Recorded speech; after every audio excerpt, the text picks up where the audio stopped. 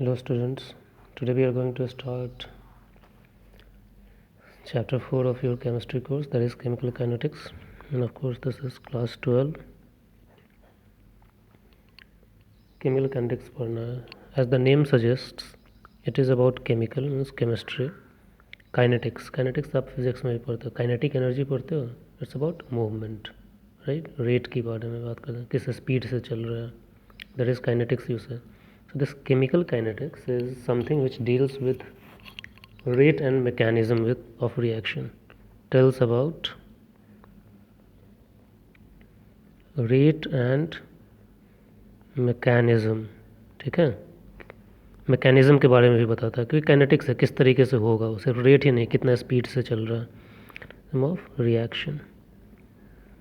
Chemical reactions जो होते हैं, आप टाइप्स तो बहुत सारे होते हैं. जनरली हम दो ब्रॉड क्लासिफिकेशन करते हैं इन जनरल, आयनिक और कोवैलेंट. ठीक है. यहाँ पे क्या होता है, आयंस इन्वॉल्व होते हैं. Ions are involve. क्या होता है, ट्रांसफ़र होता है. ठीक है. इन्वॉल्व्स ट्रांसफ़र, तुरंत हो जाता है ये चीज़. स्ट्रॉन्ग बॉन्ड भी होता है. कोवैलेंट में क्या होता है, breaking and sharing of bonds. पहले ब्रेक आपस में होगा, फिर शेयर करेंगे एक दूसरे से. Breaking and sharing of bonds.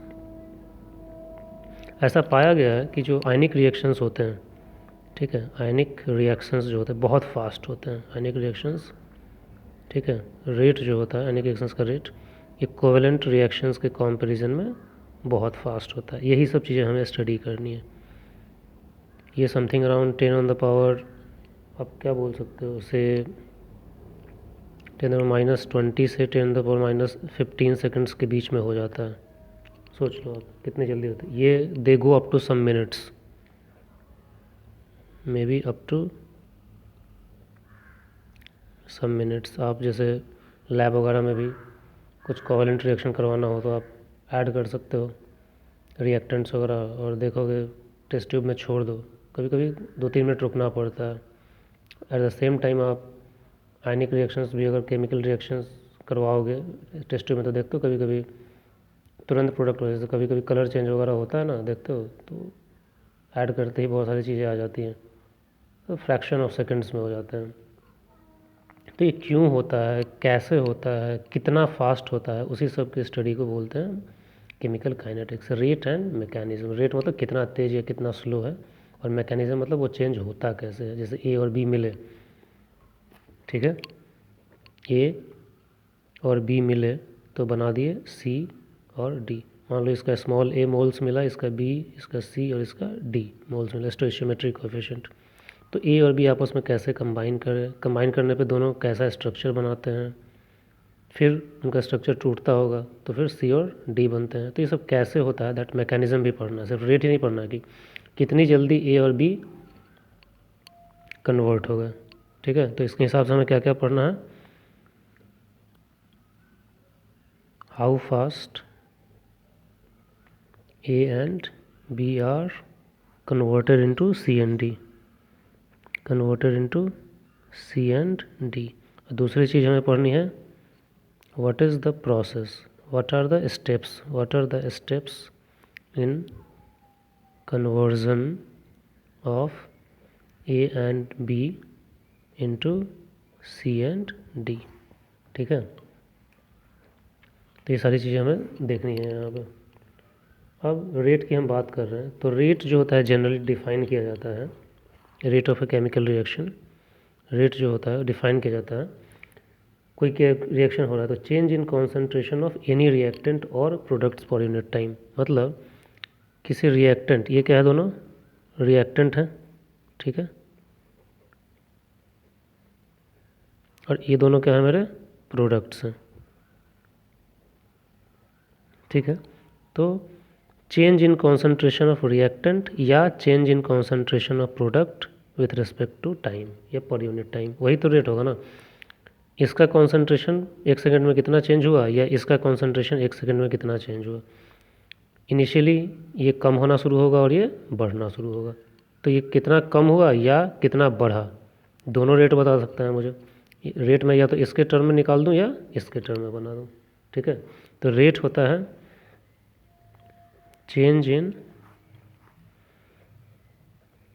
Concentrations, ठीक है, ऑफ एनी रिएक्टेंट्स और प्रोडक्ट्स पर यूनिट टाइम, यही रेट होता है। मतलब कैसे, इस तरीके से कैसे आप बोल सकते हो रेट को, rate is equal to change in concentration of reactant और product divided by total time taken, ठीक है, टाइम टेकन, ये रेट होगा। जैसे आप पढ़ते नहीं हो, कोई चीज़ का स्पीड वगैरह निकालना तो कितना डिस्टेंस ट्रेवल किया और कितने टाइम में किया, वैसे चीज़ करते हैं। तो जब हम रेट की बात करते हैं तो ये क्या हो जाएगा, कॉन्सेंट्रेशन किस चीज़ में आप देते हो, मोल में देते हो, और टाइम को जनरली आप किस में देते हो, सेकंड में देते हो। तो क्या हो जाएगा यूनिट एक तरीके से मोल पर सेकंड, ठीक है।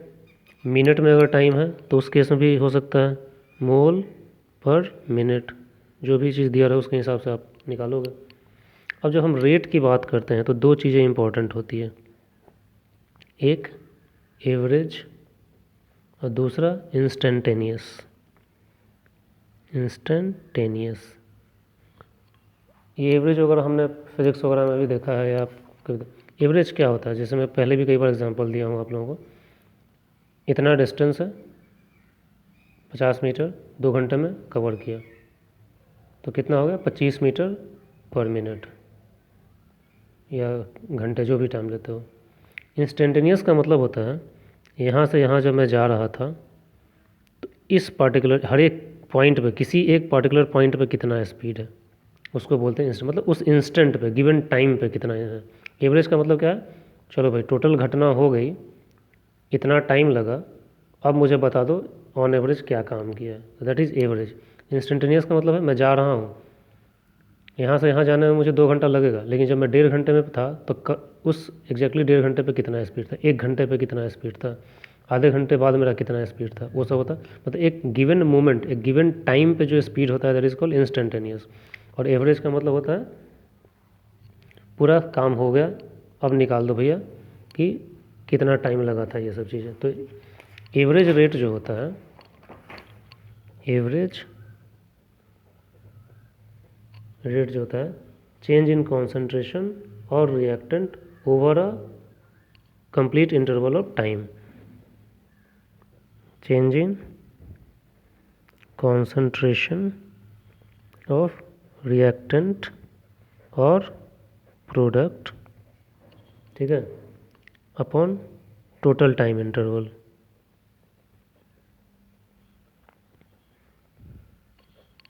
ये एवरेज होगा, ठीक है। अब एक चीज़ यहाँ पे इम्पोर्टेंट हो जाती है, मान लो एक रिएक्शन है, जैसे ऊपर वाला लिखा था मैंने, ए का ए मोल है, स्मॉल है, ये स्टोइशियोमेट्रिक कोएफिशिएंट है, बी मोल बी का है, ठीक है, कन्वर्ट हुआ सी का और डी का इतना बना। तो रेट ऑफ रिएक्शन जो होता है, हमने क्या बोला, कॉन्सेंट्रेशन, इसके रिएक्टेंट के टर्म में भी लिख सकते हैं प्रोडक्ट के टर्म में। तो रेट क्या होगा अगर मैं रिएक्टेंट के टर्म में लिखूँ, तो वो होता है, अब जब सपोज करो जब रिएक्शन बढ़ेगा, ठीक है, तो रिएक्टेंट क्या होंगे, डिक्रीज़ होंगे, और प्रोडक्ट बढ़ेंगे, ठीक है।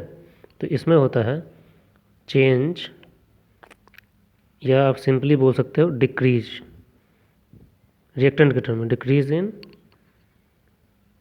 A concentration upon time interval, ठीक है, टाइम इंटरवल। अब यहाँ पे एक इम्पॉर्टेंट पॉइंट आपको ध्यान देनी है, एक सबस्क्रिप्ट लगाया जाता है माइनस, क्यों, डिक्रीज होता है कॉन्सेंट्रेशन, तो माइनस बस, इसका कैलकुलेशन में कोई यूज़ नहीं है, just to show that we are talking about reactant, एक ही बात कर रहे हैं। तो negative sign indicates, negative sign indicates decrease in A concentration, ठीक है। तो रेट कैसे लिख देंगे इस चीज़ को, एक तरीका होता है लिखने का, माइनस कॉन्सेंट्रेशन को हमेशा स्क्वायर ब्रैकेट में डिनोट किया जाता है। ठीक है, ये मतलब एक डेल्टा लगा दो, डेल्टा मतलब change divided by change in time. ठीक है, डेल्टा डिनोट्स चेंज। उसी तरीके बी के टर्म में लिखोगे तो minus delta change in concentration of B divided by total time. ये इंपॉर्टेंट है, ध्यान रखना, ऐसे ही ए बाई बी नहीं लिखना है, स्क्वायर ब्रैकेट में डालना है। उसका मतलब होता है कॉन्सेंट्रेशन ऑफ ए। अब यही चीज़ मैं सी और डी के टर्म में लिखूं तो क्या होगा, प्लस साइन। तो प्लस तो हम लिखते नहीं हैं, क्यों? क्योंकि सी का बढ़ता है। ठीक है, तो will see delta C, capital C है वो, एंड टी। उसी तरीके से डी के टर्म में भी लिख सकते हैं, delta D upon delta T. तो ये इस तरीके से रेट ऑफ रिएक्शन निकालते हैं। ठीक है, आप क्या बोलते हो, रिएक्टेंट के टर्म में भी लिख सकते हो या प्रोडक्ट के टर्म में भी लिख सकते हो। तो इन जनरल रिएक्शन क्या हो जाएगा, अब मान लो अगर एक जनरल इक्वेशन है ये वाला, ठीक है, तो इन जनरल रेट क्या हो गया, माइनस। अब इसमें एक चीज़ इंपॉर्टेंट होता है ध्यान देने के लिए, ये जो स्टोइशियोमेट्रिक कोएफिशिएंट है उसको भी अकाउंट किया जाता है। ठीक है, कैसे, अब मैं इसको बताऊंगा यहाँ पे। ये आपको बस ध्यान देना, दैट इज़ द थिंग, वो आपको ध्यान इस तरीके से करना है। अब देखो, स्टोइशियो कोएफिशिएंट भी इम्पॉर्टेंट होता है यहाँ पे, क्योंकि कितना कंबाइन करेगा क्या है, मोल्स पे डिपेंड करता है, इसका कितना मोल लिया है, इसका कितना मोल लिया है, तो हम शुरू से ही पढ़ते आ रहे केमिस्ट्री में। तो जो रेट है वो भी तो इफेक्ट होगा, कितना मोल्स लिया है कितना। तो एक्चुअली में इस तरीके से रिप्रेजेंट किया जाता है। ए की बात करेंगे तो माइनस साइन लगेगा। ठीक है, माइनस 1 बाई स्मॉल है, इसका स्टोइशियोमेट्रिक कोएफिशिएंट लेते हैं, ये हमेशा बैलेंस्ड इक्वेशन वाला होता है। और फिर delta A divided by delta T. उसी तरीके से माइनस 1 बी के लिए बी यूज करोगे, delta B upon delta T. ठीक है, और यही चीज़ किस चीज़ के इक्वल होगा, अगर प्रोडक्ट के टर्म में लिखोगे तो 1/c, पॉजिटिव साइन रहेगा, delta C divided by delta T. और डी के टर्म में 1/d delta capital D divided by delta T. तो ये इम्पॉर्टेंट है। ठीक है, ये लिखना। जैसे कि अगर मैं आपको इसका एक एग्जांपल दूं, फॉर एग्जांपल सपोज करो एक इक्वेशन में बना दूं, N2 प्लस अमोनिया का फॉर्मेशन 3H2, ये बनता है, क्या बनाता है, 2NH3, पढ़ा है आपने पहले भी। तो इसका रेट लिखना होगा, तो आप क्या लिखोगे, माइनस इसका कोफिशिएंट कितना है, 1 है, तो उसको तो लिखने की ज़रूरत नहीं है। तो concentration of N2 divided by delta T, जो भी टाइम लगा हो, इक्वल टू माइनस इसका है 3 है, तो 1/3 delta H2 divided by delta T. Product के टर्म में लिखोगे तो प्लस साइन रहेगा, 1/2 रहेगा इसका स्टोइशियोमेट्रिक coefficient, delta NH3 divided by delta T. ये कहने का मतलब है, टाइम अगर आपको दिया रहेगा तो इस तरीके से लिखा जाता है। ठीक है, rate of reaction, average rate of reaction वगैरह ये सब इस तरीके, कोई भी रेट ऑफ रिएक्शन इंस्टेंटेनियस भी इस तरीके से लिखेंगे। ठीक है, तो ये है एवरेज रेट ऑफ रिएक्शन की बात किया हमने। अब थोड़ा बात कर लेते हैं इंस्टेंटेनियस। ठीक है,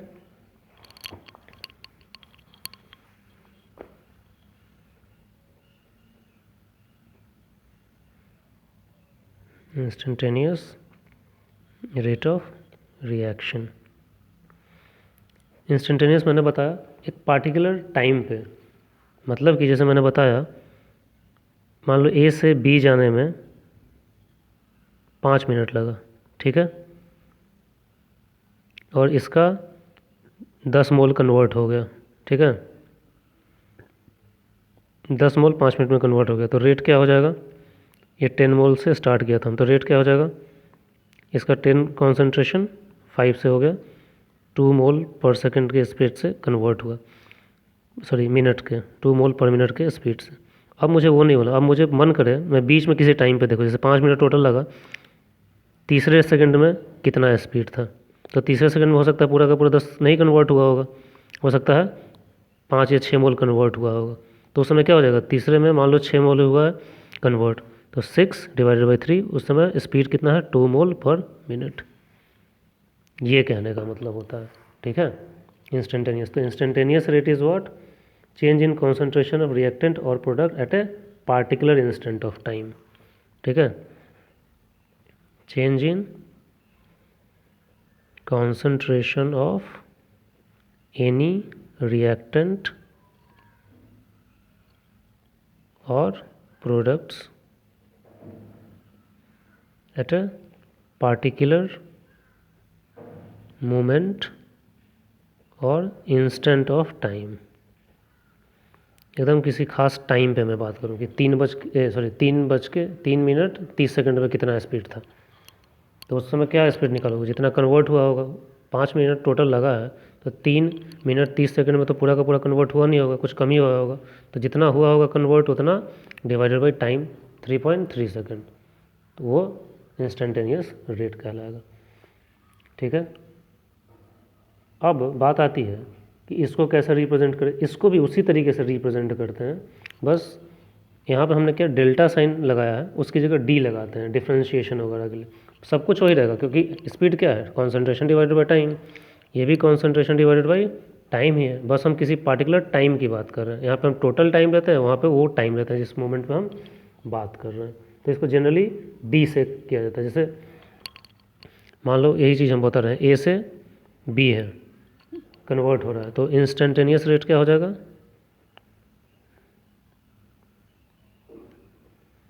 वही चीज़ मैं लिखूँगा, -d और उसका कॉन्सेंट्रेशन डिवाइडेड बाई dt, या फिर प्लस साइन डी बी का कॉन्सेंट्रेशन डिवाइडेड बाई dt, मतलब जिस पर्टिकुलर टाइम की बात कर रहे हैं। फिर अगर इसका वो होता, कोएफिशिएंट होता, मान लो ए मोल इसका टूटा और इसका बी मोल बना, तो क्या कर देते, इसी को आप ए से डिवाइड कर देते और ये इसको बी से डिवाइड कर देते। एक से और ज़्यादा होता तो जैसे यहाँ पे कर रहे हैं, बस सिंबल चेंज हो गया, डेल्टा की जगह हम डी लिख रहे हैं और कुछ नहीं, ठीक है। तो इस तरीके से ये चीज़ें की जाती हैं।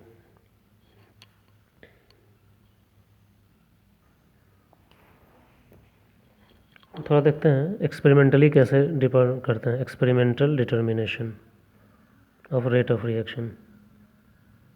ये सिंपल है, बस ऐसे ही समझा दूंगा। अब जैसे समझो कैसे करेंगे। मान लो रिएक्शन कोई हो रहा है, ठीक है, ए से बी बना, तो इसका कॉन्सेंट्रेशन क्या होगा, डिक्रीज़ होगा, इसका बढ़ेगा।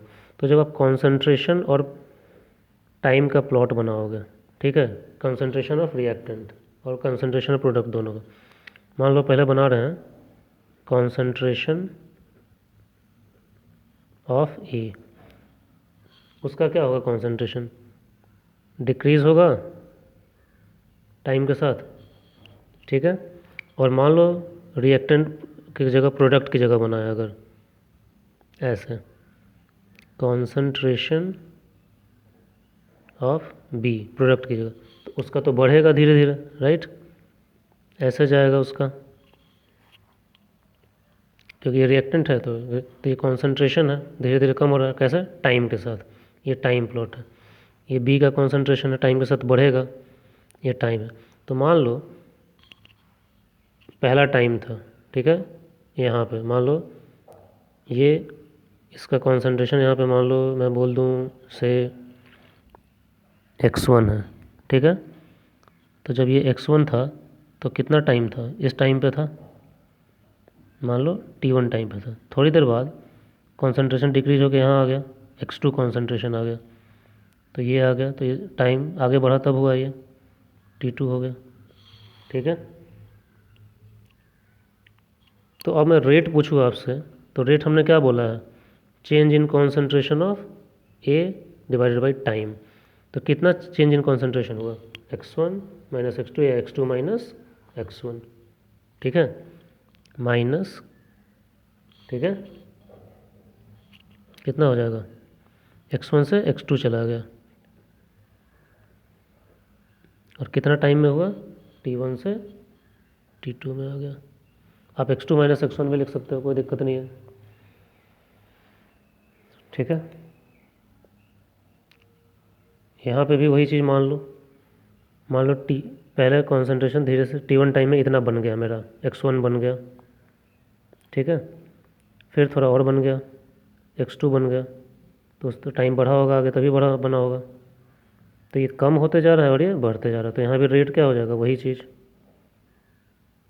x2 minus x1 divided by T2 minus T1।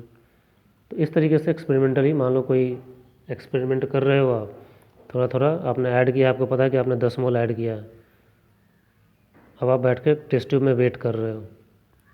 अब कुछ इंस्ट्रूमेंट है आपको जो टाइम में बता सकता है बीच बीच में कि हाँ चलो भाई इतना एक ख़त्म हो चुका है, इतना भी बढ़ रहा है, इतना एक ख़त्म हो चुका है, इतना ख़त्म। तो दो अलग अलग टाइम पे डेटा ले लो, एक का कॉन्सेंट्रेशन, और चेंज को टाइम से डिवाइड कर दो, you will get the answer experimentally. इस तरीके से डिटरमाइन करते हैं। Let me close this. इसके बाद हम आगे पढ़ेंगे factors affecting the rate of reaction, then order of reaction, law of mass action. पहले लॉ ऑफ मास एक्शन पढ़ेंगे, फिर ऑर्डर ऑफ रिएक्शन, मोलिकुलरिटी, बहुत सारी चीज़ें आएंगी। Okay, thank you.